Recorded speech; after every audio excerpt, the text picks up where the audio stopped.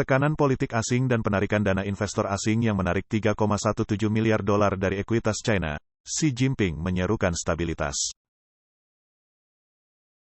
Partai Komunis China baru-baru ini memberlakukan regulasi yang lebih ketat terhadap bisnis yang didanai oleh asing, yang mendorong investor global untuk menarik sejumlah besar uang dari saham China.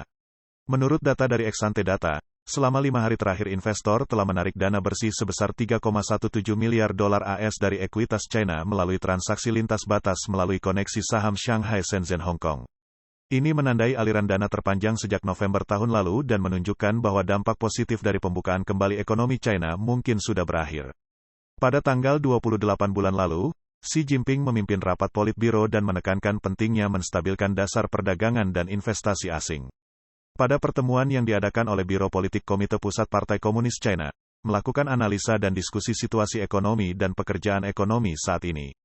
Biro Politik telah memerintahkan pihak berwenang untuk memprioritaskan tugas untuk menarik investasi asing dan menstabilkan perdagangan luar negeri yang mereka akui sebagai tugas yang sulit.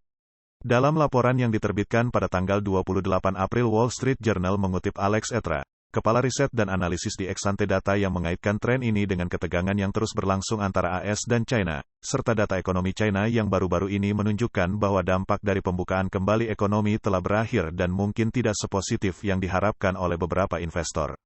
Investor global sebelumnya diberikan pesan bisnis yang terbuka oleh otoritas, namun baru-baru ini pengesahan Undang-Undang Anti-Espionase oleh PKC kemungkinan akan memperburuk lingkungan bisnis bagi perusahaan-perusahaan asing yang beroperasi di China.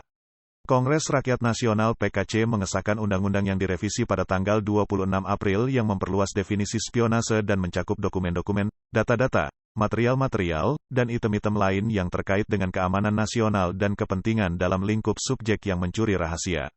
Sebagai hasilnya, banyak perusahaan asing khawatir hal ini akan membuat lingkungan bisnis di China menjadi lebih sulit. Eksekutif asing khawatir bahwa interaksi sehari-hari dapat dianggap sebagai kejahatan keamanan nasional di bawah hukum spionase yang baru direvisi. Dewan Perwakilan AS baru-baru ini mengkritik tindakan PKC melalui Twitter. Mereka mengklaim bahwa meskipun diplomat PKC meluncurkan kampanye pesona untuk mencoba meyakinkan dunia bahwa China terbuka, tindakan mereka menceritakan cerita yang berbeda.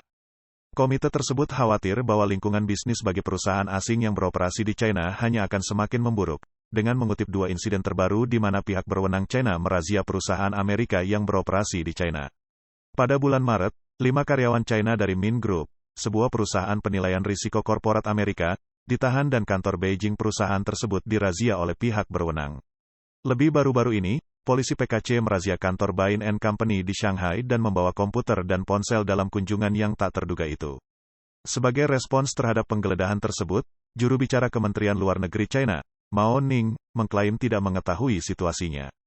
Namun, survei terbaru yang dilakukan oleh Kamar Dagang Amerika di China mengungkapkan bahwa 87% dari perusahaan-perusahaan Amerika yang disurvei di China merasa pesimis terhadap hubungan China-AS, yang merupakan peningkatan 14% dari survei yang dilakukan 6 bulan sebelumnya.